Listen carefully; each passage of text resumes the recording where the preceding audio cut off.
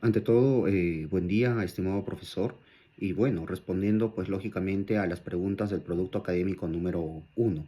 En esta oportunidad, si se me podría mencionar si se podría aplicar al derecho informático dentro del caso planteado. Pues en efecto, la aplicación del derecho informático para este caso en referencia a Lucas y Ronald, lógicamente en este informe que nosotros vamos a poder dar a conocer, en donde nos enfocamos en el eje central básicamente se desarrolla y también dentro de la tecnología de usos de la información que comúnmente se llaman TICs dentro de un ambiente judicial.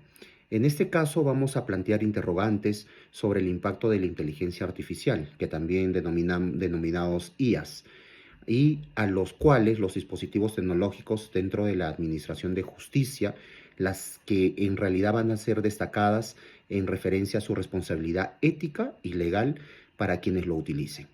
El análisis básicamente se va a centrar en la aplicabilidad del derecho informático. En este contexto, pues vamos a poder evaluar posibles infracciones, responsabilidades derivadas del uso indebido de este dispositivo creado por Lucas y además se examinará cómo el avance de las TICs han transformado el ejercicio del derecho, destacando aspectos relevantes como la protección de los datos, la transparencia de la toma de decisiones y sobre todo la responsabilidad por parte del uso de las herramientas tecnológicas.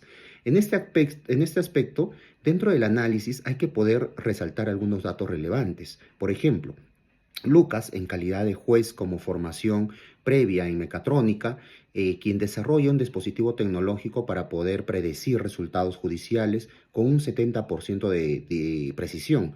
El dispositivo tecnológico que va a ser la herramienta basada en principios de robótica e inteligencia artificial para poder analizar los patrones de los casos judiciales. Ronald, quien en este caso pues va a ser el pasante del servicio civil de graduandos, llámese los CECIGRAS, que accede al dispositivo sin autorización explícita y lo utiliza como base para resolver los casos judiciales. Y finalmente las consecuencias, que en esta oportunidad hay que hacer relevancia a las resoluciones emitidas con base en el dispositivo que fueron apeladas y declaradas nulas, comprometiendo la legalidad y sobre todo la ética en las decisiones judiciales. En referencia a la aplicación de las TICs, antes y ahora hay que tener en consideración que antes las TICs en el ambiente judicial estaban completamente limitadas dentro del registro digitalizado de documentos y también en el uso de los datos y sistemas de seguimiento de los casos. Ahora, actualmente, se emplean herramientas avanzadas como sistemas de gestión judicial electrónica, firmas digitales, inteligencia artificial, para ciertos casos y análisis predictivos, tanto también como la automatización de los procesos. Estos avances han facilitado evidentemente la eficiencia, pero también presentan ciertos desafíos éticos y legales que se relacionan en base a la transparencia y sobre todo la confiabilidad.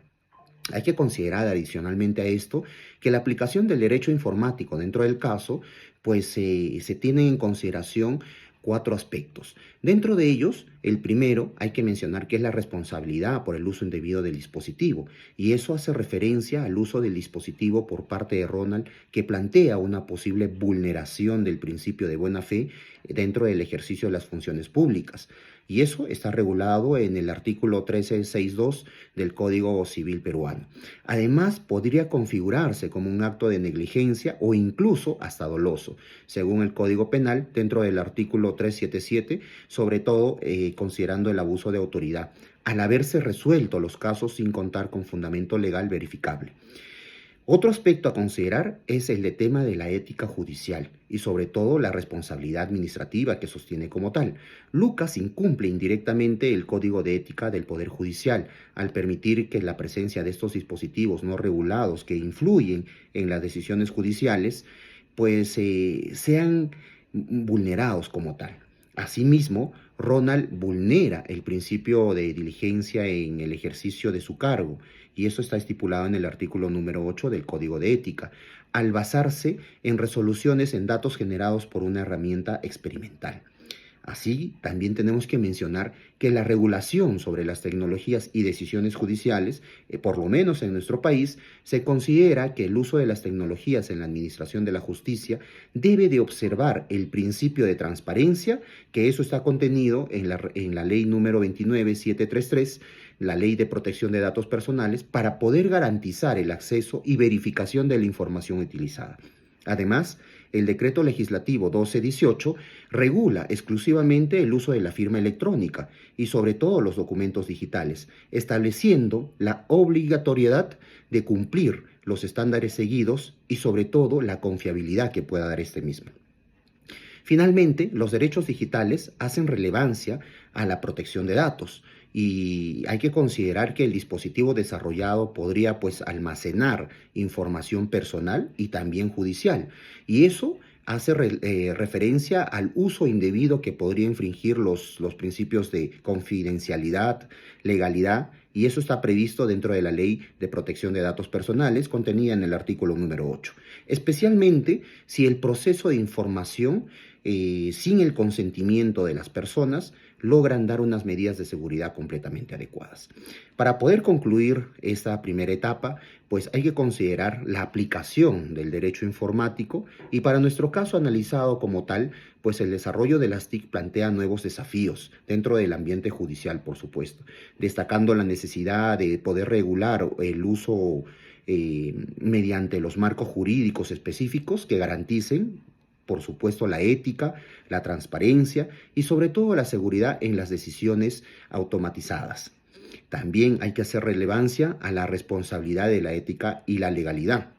Lucas incurre en la responsabilidad administrativa por permitir la presencia de este dispositivo sin controles adecuados, mientras que Ronald podría enfrentar responsabilidad civil y por supuesto penal por utilizar herramientas sin supervisión.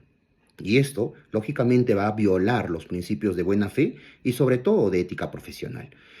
Como tercer aspecto, en referencia a la conclusión, hay que hacer relevancia a la vulneración de la protección de los datos. El dispositivo, lógicamente, carece de mecanismos claros para que puedan garantizar la confidencialidad de la información que se ha procesado, lo que podría infringir en la Ley de Protección de Datos Personales. Y bueno, a tener en consideración algunas recomendaciones. Para este caso, la regulación del uso de las tecnologías predictivas dentro del ambiente judicial, se recomienda poder desarrollar los protocolos específicos para poder evaluar y autorizar el uso de herramientas basadas en las inteligencias artificiales, garantizando la transparencia, la responsabilidad humana en las decisiones. Dos, la capacitación de ética en tecnologías aplicadas en el derecho. Es fundamental poder capacitar a jueces, funcionarios, pasantes sobre el uso ético y seguro de las herramientas tecnológicas. Esto va a reforzar el principio de buena fe, diligencia y seguridad de los datos. Sobre todo, hay que considerar que la auditoría y certificación de los dispositivos tecnológicos judiciales hoy en día nos proponen poder establecer sistemas de auditoría y de certificación para estos dispositivos predictivos, lo cual va a asegurar su validación técnica y también jurídica antes de ser utilizados dentro de procesos judiciales. A fin de poder concluir, hay que considerar que la responsabilidad precontractual y civil en los proyectos tecnológicos es básico y validero.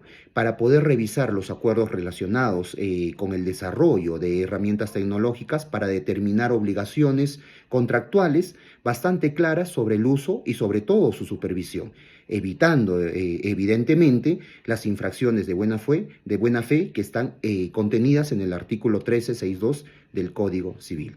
Muchas gracias. En el segundo punto o interrogante, vamos a ver cuáles son las acciones que podrían embarcarse en en la informática jurídica, donde va a terminar el ámbito de esta aplicación en cuanto a todas las acciones que se van a desarrollar. Si bien es cierto, la informática jurídica se refiere a la integración de la tecnología de la información y comunicación, es decir, las TIC, en el ámbito del derecho, es que va a abarcar herramientas para la gestión, control y análisis de la información legal. En el caso planteado, en este caso por el juez, este dispositivo que él desarrolla y es mal usado por este señorita Ronald, plantea interrogantes dentro del ámbito de la informática jurídica.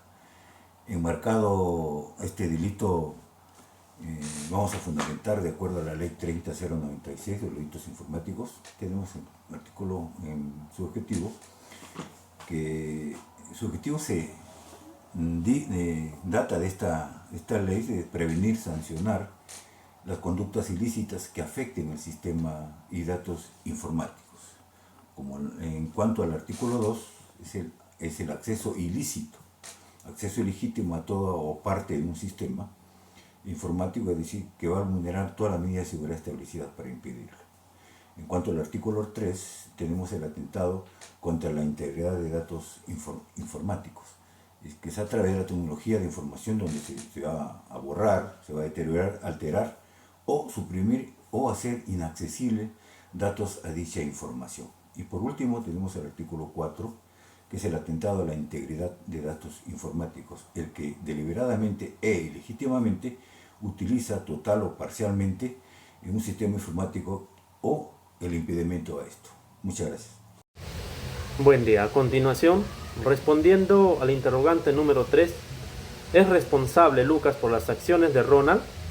Teniendo en cuenta que fue Lucas quien creó el dispositivo, bien sabemos que en el derecho informático implica aceptar que el mundo se está transformando al ritmo en que aparecen nuevos e importantes avances tecnológicos en una variedad de campos, así como la tecnología de las comunicaciones, la información, la inteligencia artificial, la nanotecnología, la tecnología espacial, la biotecnología o la computación cuántica, entre otros.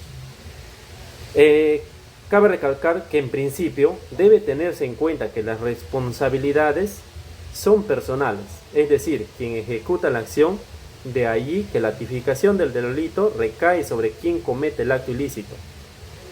Para este presente caso, debemos advertir que Lucas no es responsable de las acciones cometidas por Ronald, ya que este es quien somete el funcionamiento del dispositivo, poniendo en marcha al emitir las resoluciones judiciales del despacho en el que se hace sus prácticas.